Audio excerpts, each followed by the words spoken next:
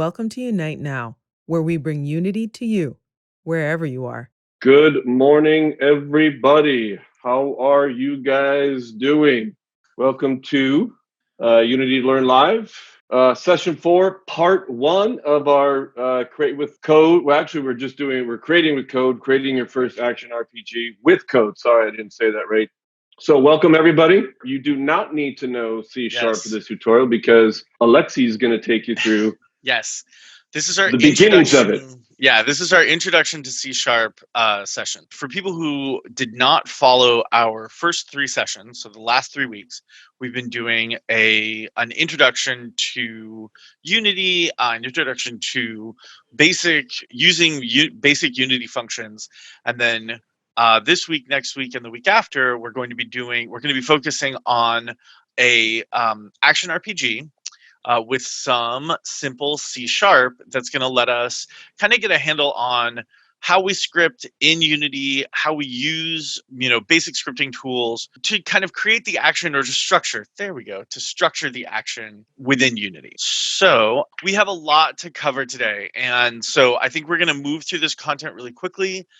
As always, remember that, at the end of the session, these will be posted online. So if you miss something, if you get stuck, if you don't know what you're doing, follow along, get to the end of the session, and then you can go back and watch from the beginning again. If you need help, make sure you hit up the Learners Connect group over on the Unity Connects website. The link is right there on that bit.ly. And let's get going here. My name is Brian Kenney, and I am a Unity certified instructor. And with me is Alexei Othenin-Girard. Hi.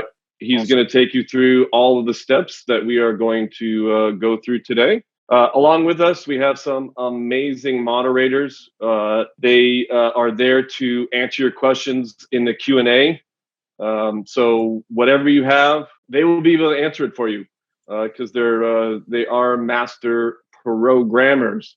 So we have Alejandro, Mayor, James, Nicholas, and Ethan there to help you. So make sure you ask early and often, and they'll get back to you as soon as we can. Here's our session outline.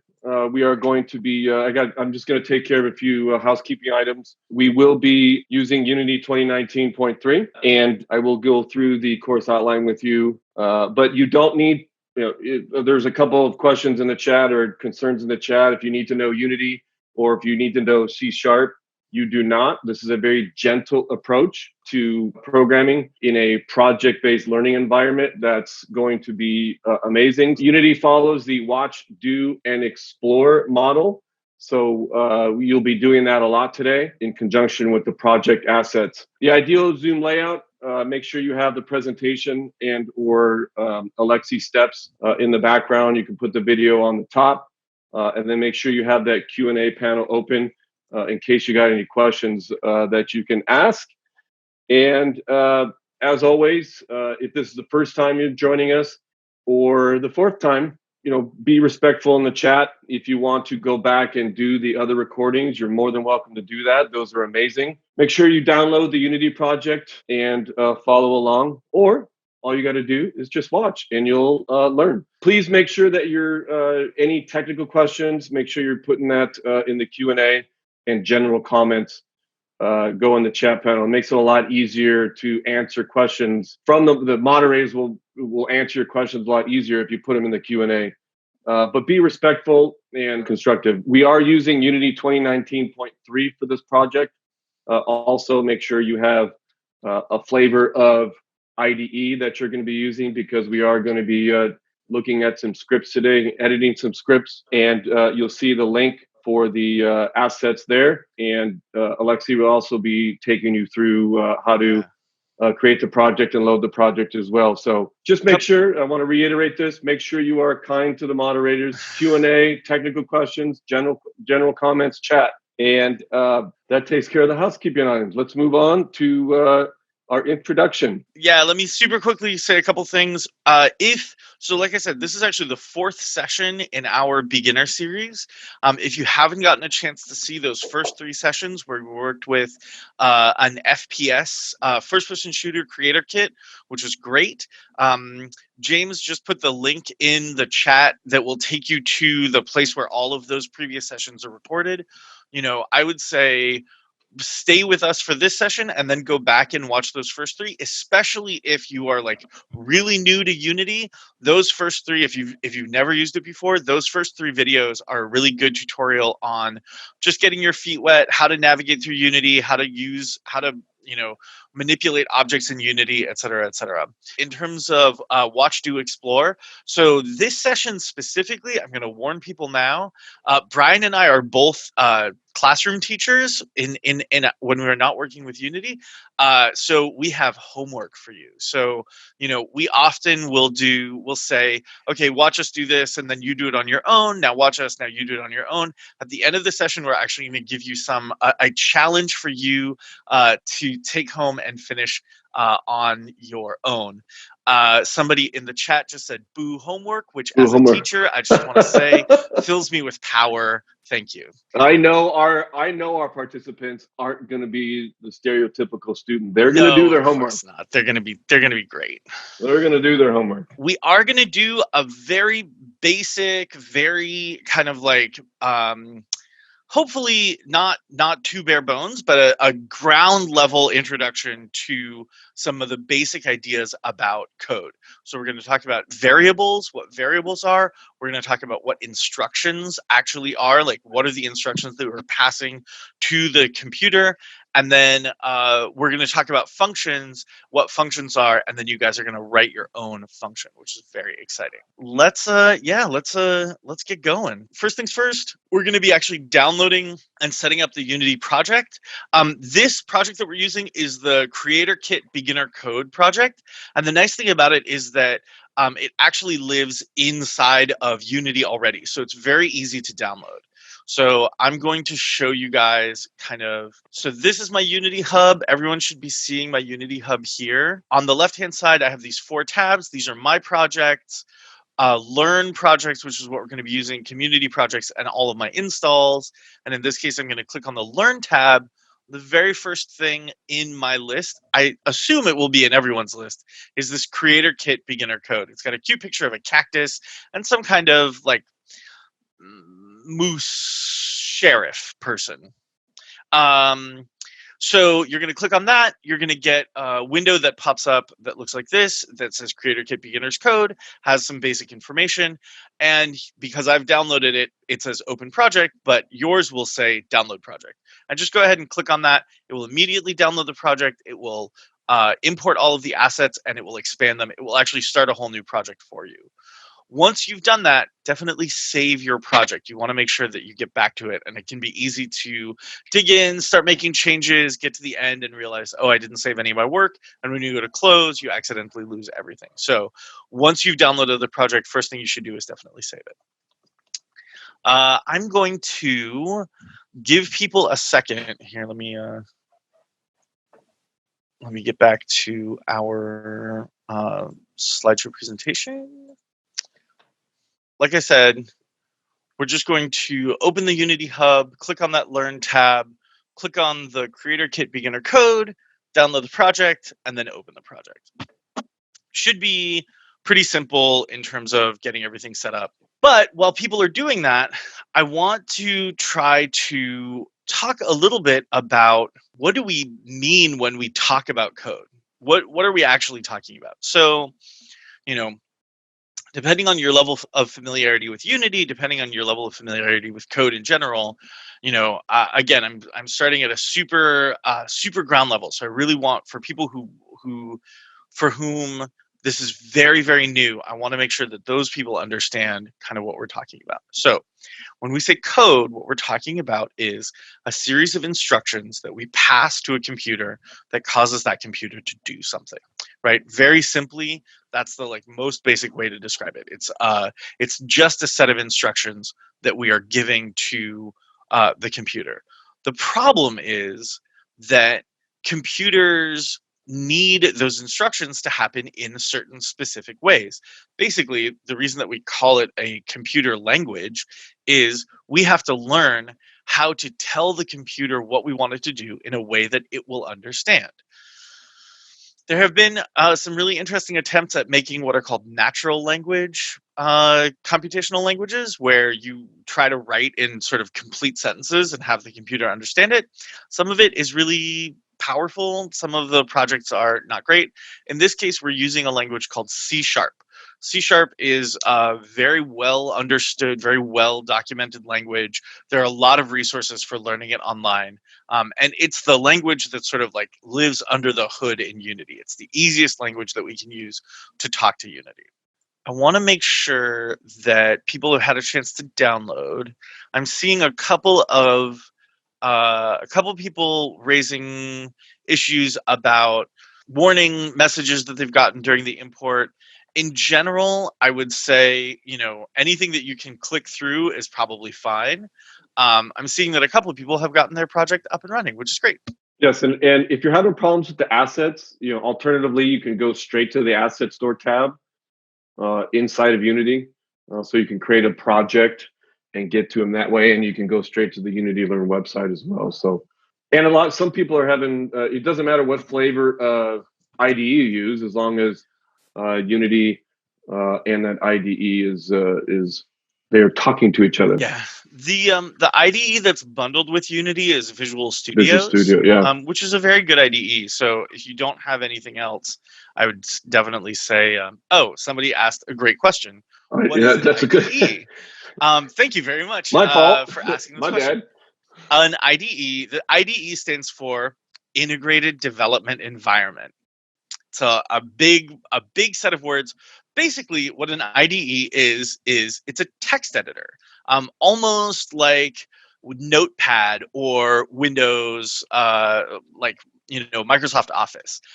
Ultimately, an IDE is a way for us to write the text of the code that we need, the actual syntax of the code that we need to pass to the computer. The nice thing about an IDE is that it's unlike, Notepad. An IDE has the semantic rules of the code that you are trying to write already sort of built into the IDE. So it can tell you stuff like, hey, you're using this keyword, but you misspelled it. And therefore, like, your computer won't understand what it's saying. Or you forgot a semicolon, or, a million tiny mistakes that programmers who are human are definitely prone to making. And the IDE will help you by giving you the tools to see your mistakes and either avoid them or fix them quickly, or give you tools to do things like, I want to change this variable name everywhere in my project. Like, every time I use this variable name, I want to change it to that instead. And then IDE can do that for you in a way that like Notepad or whatever probably can't. I'm going to answer a couple more questions, again, just to make sure that we're giving people a chance to download this stuff and get it set up. Somebody says, I know that Unity supports JavaScript as well. Why isn't it, in general, not used as much?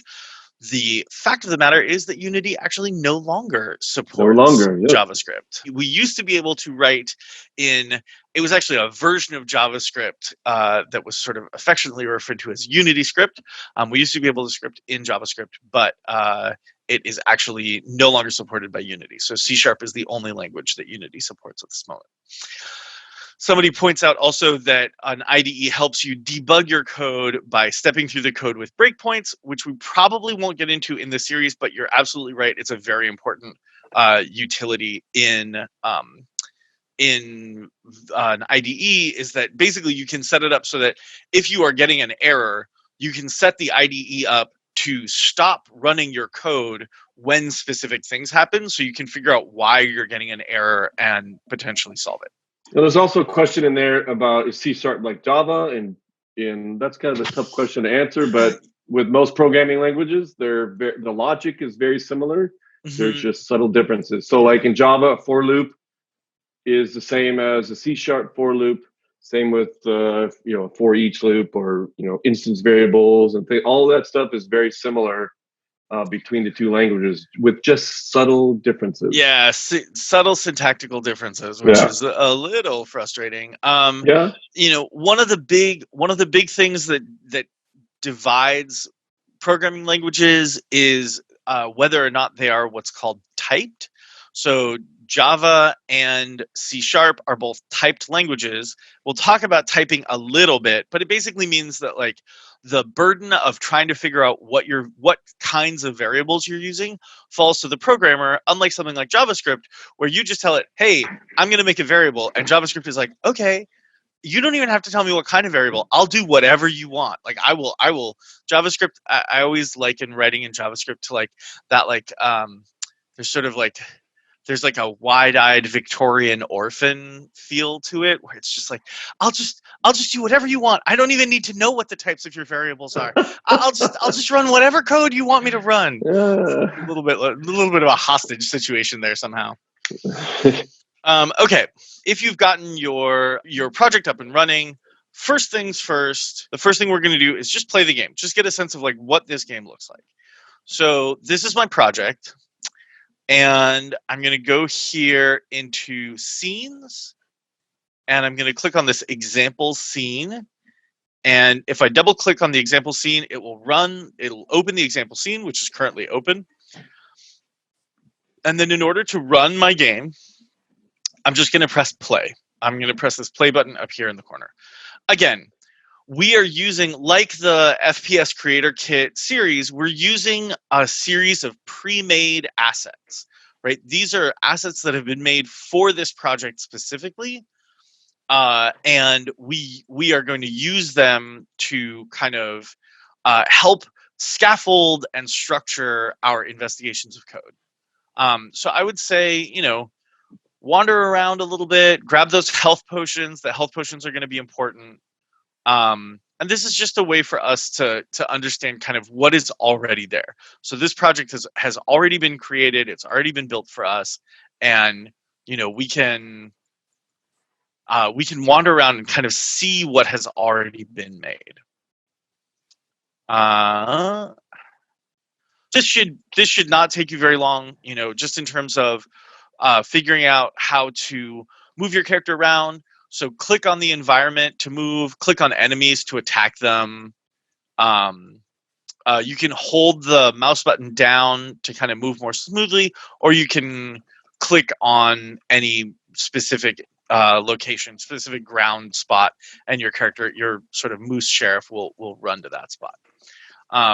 You can see that when I attack an enemy, I get little damage pop-ups that appear.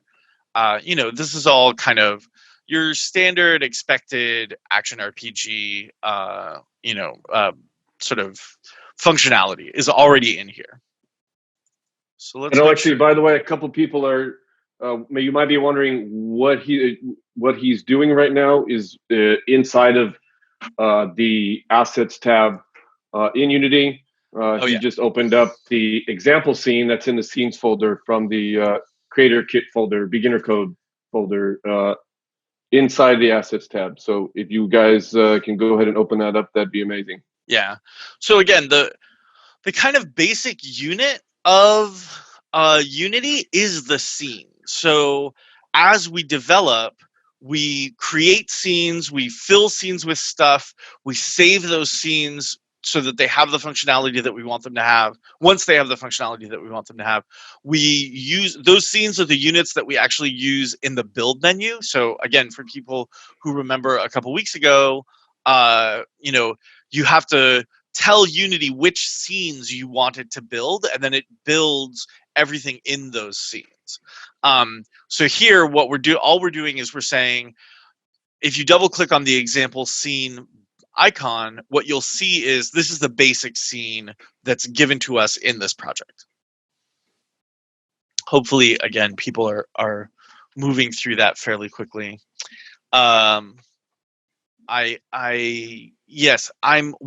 to move pretty quick through this because we have so much to get through. And again, if you get lost, if you get stuck, follow as much as you can to the end, then, go back and you'll be able to watch the whole video again. Some of the stuff that we want to get into when we start talking about code, some things that are really important to remember. One, code runs sequentially from the top of a script down to the bottom of a script. So it's really important to remember when you write code that every line of code is going to be executed sort of one at a time. Then within that, there are ways to use statements like if statements to say, if this is true, run this block of code. If it's not true, run that block of code, right? So there's sort of pathways through your code that the program is going to take. But at its base, we always want to remember that code runs kind of top to bottom, line by line. So here we're actually going to get into the code itself, and we're looking at a script called spawner sample. Somebody asked a really interesting question, which is, does the code change scene by scene? In fact, for a lot of stuff, yeah, absolutely, it does. In general, the way that Unity likes to work is rather than writing like one huge script that runs your entire scene, in Unity, it's usually much easier to write many small scripts that are attached to specific objects that tell those objects how to behave. So that's kind of the model that we use. Instead of writing like one big long script that's like, okay, this does this and this does this and this does this and this does this, which can be a pain to keep track of and it can be hard to understand. Instead, we break all of those functions out, usually by object or by kind of like general class structures. So you might have a script that runs all of your scoring, right? And all your scoring lives inside the script. And if you have a question about how does the scoring work or how do I want to change the scoring, you go to that script. But individual objects will have scripts that usually tell them how to behave in relation to the other game objects. So in this case, we're looking at a script called spawner sample. And this is actually the script that spawns the health potions that you see right at the beginning of the game. So when you start that level, you see that there are 3 health potions that spawn in right when you start the level. This is the script that puts them on screen.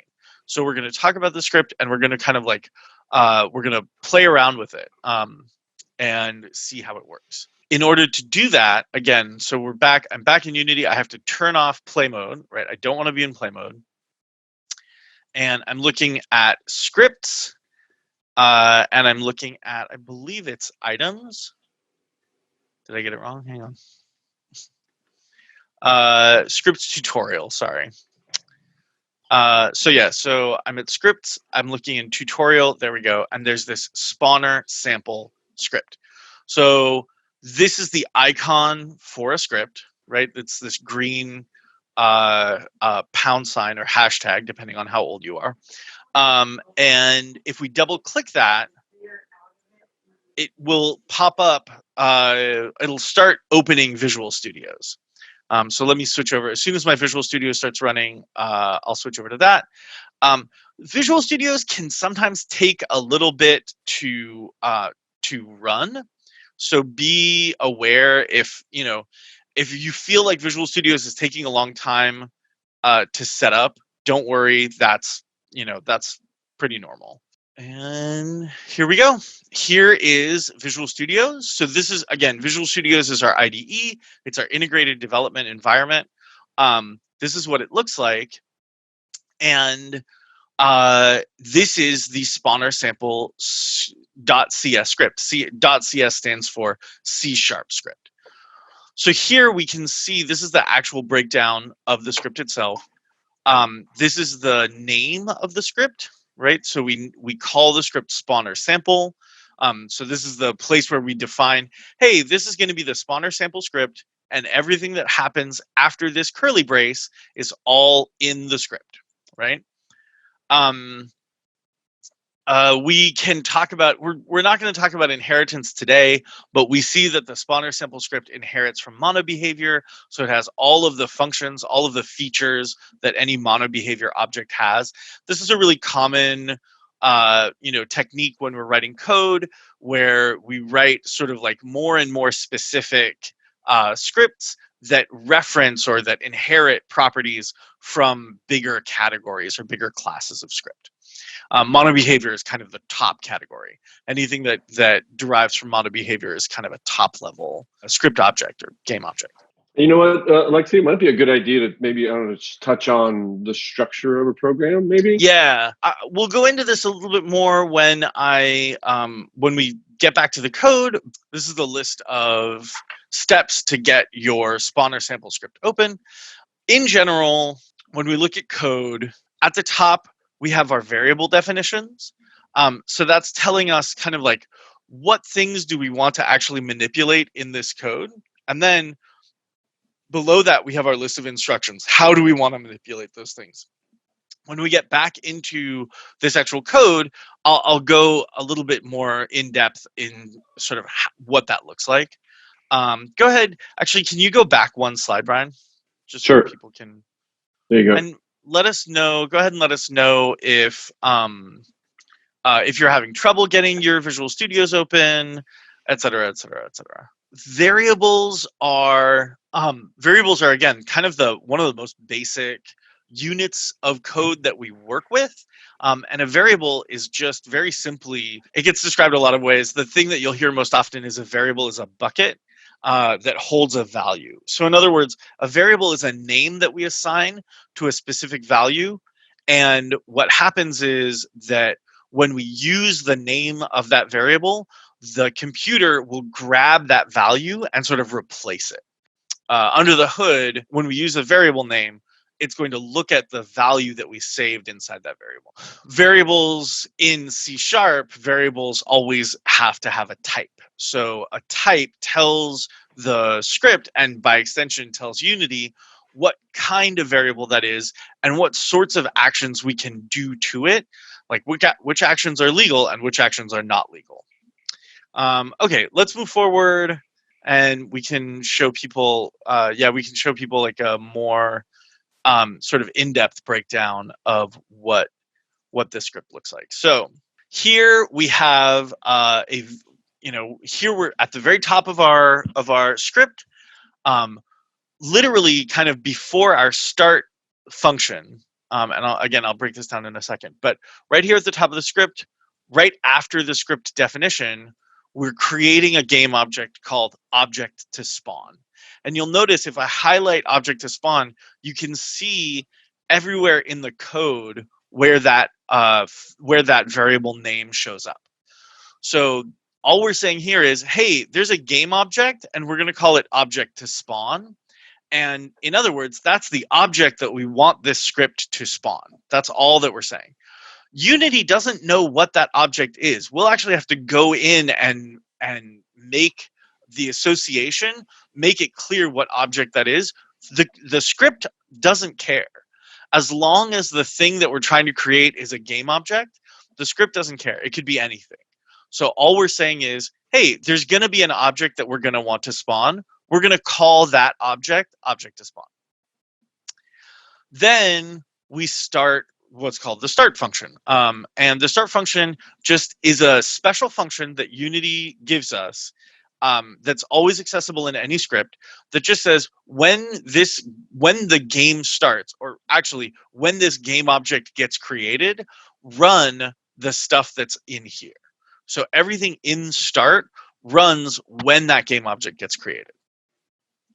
And then we can kind of break this down again. So here we're declaring another variable, and we're saying there's a variable called angle. It is of type int, which means integer, so it's a whole number, and we're setting that variable equal to the value 15. In other words, the bucket, right? Like the metaphor that I was using before, the name of this bucket is angle, and the value that I'm placing in it is 15. And I'm pouring that 15 value into that bucket angle. And anytime angle shows up in our script, we're going to pull that value back out. So here, where we use this angle value, here it's going to be equal to 15. But note, down here on line 18, that angle value changes, right? This is where we reassign that angle value. We change the value of the angle to 55 instead. Yeah, so make sure that you can find that on line 10 Yeah, good. On line 10, go ahead and make sure that you can find that int angle equals 15. And right, this is an instruction that's defining a variable and giving it an initial value. When we define a variable, all we need is we need a type keyword. We need the name of the variable. We can also, it is optional to also give it an initial value, like in this statement. But I could just as easily say int angle semicolon. That semicolon is important for, again, for people who are like really ground floor, haven't used code before. That semicolon is really important. That semicolon actually tells C# and again by extension Unity that this is the end of the line. We're saying this is the end of the instruction. So at the end of each of our instructions, you can kind of think of it as like a period in a sentence. It says, I'm ending this thought and I'm going to start another one. And also backing up, you Mhm. also might see what's called an access modifier that shows whether or not you can see the variable in Unity or if it's private only inside of that class. That's a good well. point. Up at the top of that script in line 6, where it says public game object to spawn, that public, thank you, Brian, that public is an access modifier. That says this object to spawn variable, I actually want it to be accessible by anything, any script or Unity function anywhere. If I'd said private, what that would mean is object to spawn could only be used inside this specific script. Now, when we use this type of construction where we say, oh, there's a public game object, we do that because, as you'll see, it actually appears in the Unity editor. And that's where we can make the association of, oh, this is the thing that we want to spawn. So let's look back at our code. Let's go through this code really quickly and see if we can figure out what it's doing. So we're making an angle. We're making a variable that's of type integer called angle. We're setting it equal to 15. On the next line, we're making a variable called spawn position that's of type vector3, and we're setting it equal to transform.position. Now, transform.position might feel a little bit like, what does that mean? That just means we're using the position of this object. Whatever object this script is attached to, that's the transform.position that we're going to be using. Or we're going to say transform.position inside of spawn position. Then you'll notice we have kind of like blocks of code where the same thing gets repeated a couple of times. And this is one of those for people who have done coding before, for people who are sort of familiar with how code classes get structured. This is a dead giveaway because in general, when we write code, we don't want to repeat our instructions. If you find yourself repeating the same instruction over and over again, that's almost always a sign that you need to, instead of repeating that same instruction over and over again, you need to either find a way to loop the instruction so that it runs multiple times, or write a function that you can call multiple times. Because it's so much easier to write, for example, a function. We'll get into what those are in a second, but it's basically they're lines of code that are grouped together and can be called together.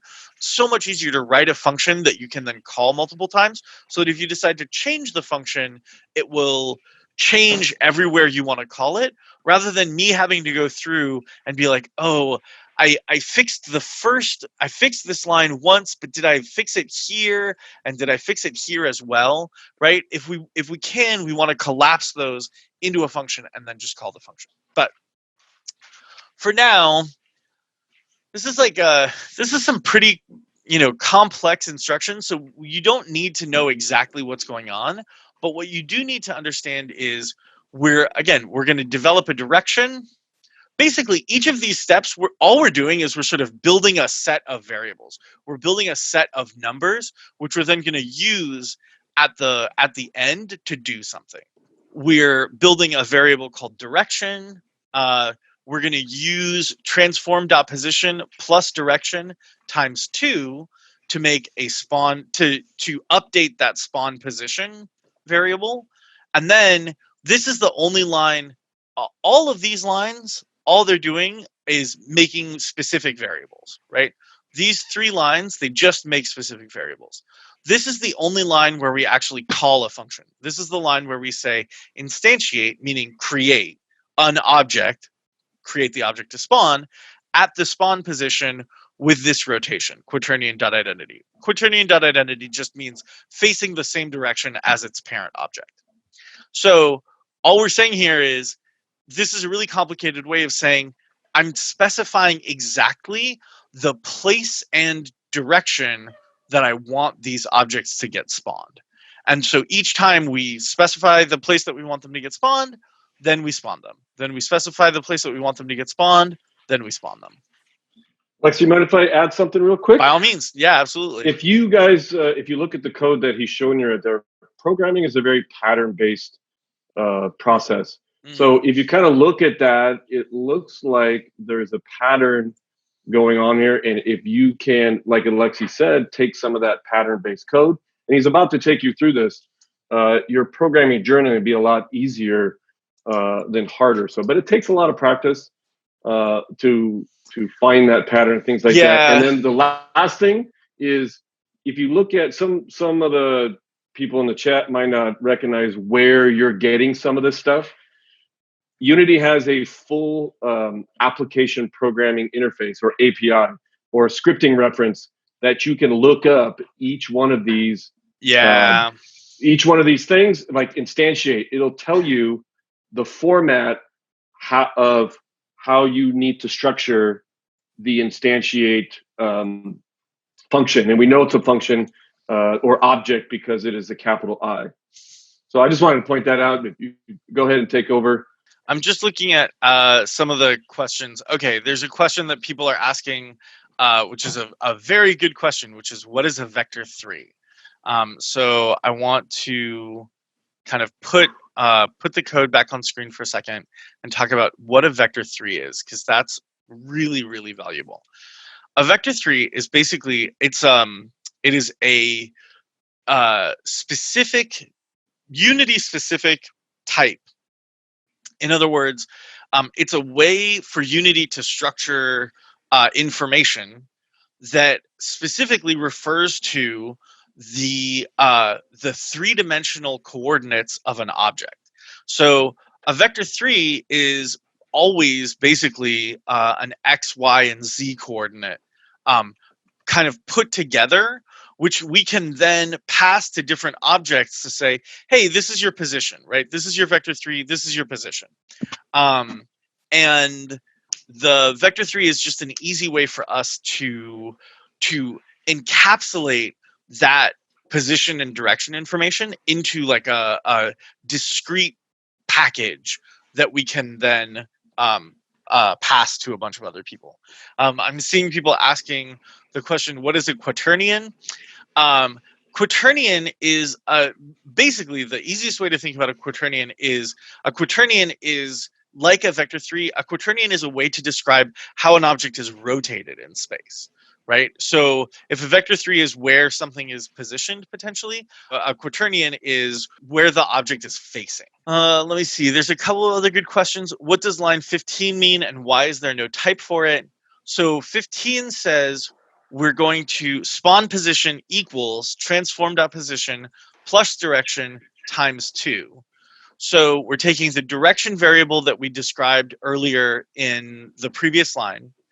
We're taking the object's transform position, the object that this script is connected to. We're taking the direction, we're multiplying that direction by 2, and then we're adding it to the position, and then we're saving that position inside of the spawn position variable. And the reason that it doesn't have a type is that we already gave the spawn position variable a type when we defined it. We don't need to give it a type when we use it after that because its type has already been determined. And you're using the same pattern with the int angle variable as well. Yeah. You'll notice that you're also updating that value as well. Yeah, let's see if we can actually go ahead and fix a little minor but annoying thing about the script, which is, we have all these great variables, and variables are great because if we change them, right, they'll change everywhere in the script. But here specifically in our spawn, in this line 15, and then again in line 20, and then again in line 25, we have this like times 2, which is actually that's a way of telling us how far away from this original object we're going to spawn our health potions. And we might want to adjust that. But if we want to adjust that, we'll want to adjust it consistently across all of these objects. So rather than having these three what are called magic numbers, which means they're just values whose meaning isn't clear, a better way to do this is to replace those with variables. So I want to show you guys kind of very simply how to do that. So we're going to start by making a new variable. We're going to say this is a variable, it's of type int, so it's an integer. We don't need to worry about fractional values in this variable. We're going to name this variable radius, and we're going to set it equal to, I believe, 5. And then we're going to go in here and we're going to replace each of these 2's with radius.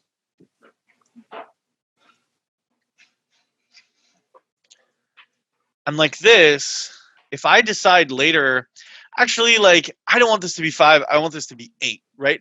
They're too close together. I want the spawn points to be further apart. Then all we need to do is change that number in one place instead of in multiple places. Remember to save, Control S anytime you change your script. Hopefully that's sort of a clear example of how to create a variable and then add it into your code. So for people who are, again, this is the list of instructions for people who want to follow along and are able to do it on their own. All code writing basically comes down to, identifying what you want to change, figuring out how you want to change it, and then writing the instructions that change the thing that you want to change in the way that you want to change it, which, when it comes down to it, is actually quite complicated. People are still in the chat helpfully telling me different sort of like maybe more concise definitions for like what a vector 3 is. Joshua says it's a way to tell Unity that we're dealing with X, Y, and Z coordinates instead of saying each one separately, which is, I think, a great way to put it. We are going to zoom forward. So we talked a little bit about how to go ahead and create that radius variable and then replace that radius variable in your code. You could go ahead and do that on your own. And again, if you are falling behind, don't worry about it. We're zooming through. I just got a 10-minute warning. I hadn't realized that we were quite so late. Okay, so now that we're there, though, hopefully you have you've gotten a sense of like, okay, this is how you create a variable, right? We need a type, we need a variable name, and in some cases we need a value. In this case, we're going to use a value.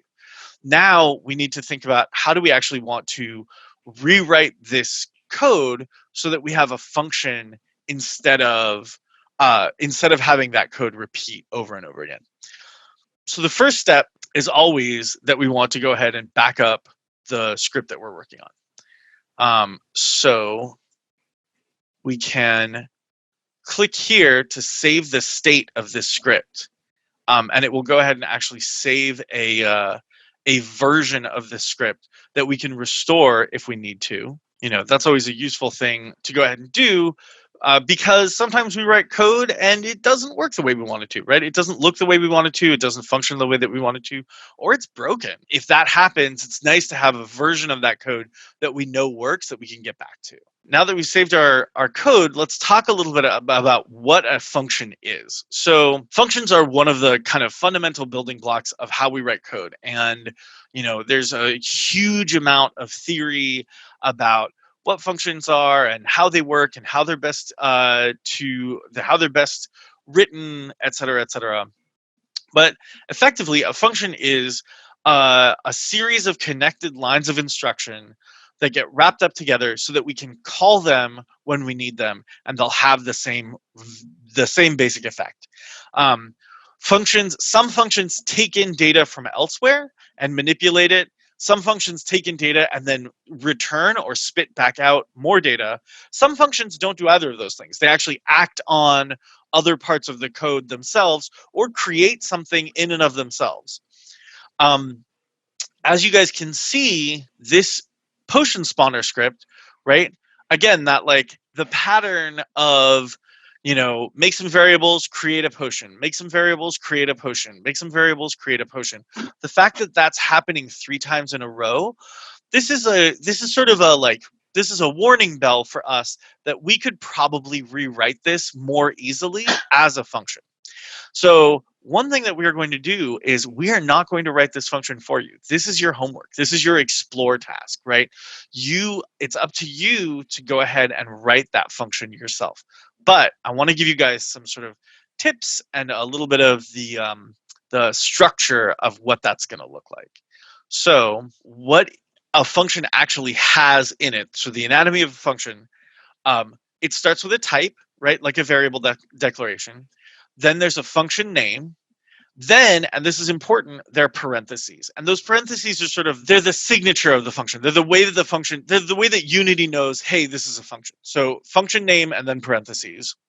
Inside those parentheses, you have what are called arguments. And arguments are information, data, code, or variables that we're going to pass into the function when it works. Not every function takes arguments. Not every function needs arguments. When I was rewriting this potions spawner function, though, I was like, this is easier to do if you have arguments, because it's easier to do if you can pass into that function some information. So inside the parentheses are arguments. Again, this is like code that we're going to pass into the function, or data that we're going to pass into the function. That curly brace at the end, that tells us that the function is starting. Everything that happens after the curly brace is in the body of the function. So that's the code that's going to execute when we call the function. And then we close the curly brace to end the function. I talked a little bit about what arguments are. So this is a very sort of this is an empty function, right? I'm just showing you kind of a kickoff hint of how you might write this function. So the type of this function is void. We say void because this function isn't actually going to return anything. It's not going to give us data back out. It's going to do stuff with data. It's going to instantiate some potions, but we don't need the function to give us an answer, right? So if it was going to give us an answer, the type of the function would be the type of the data that it's giving us. But since it's not going to give us an answer, we don't need to worry about it. It's void. So the type is just void. This is the name of the function. I called mine potion spawner. You can call yours anything you want. And then in the arguments, in the parentheses, I'm going to give it an argument of type integer called spawn angle. Right? Remember, every time we were running this function, we had to keep changing this angle variable. This is one of those things where it's like, oh, we set the angle here, then we reset the angle here, then we reset the angle there. That's a good indicator that like, oh, there's a better way to do this. There's an easier way to do this.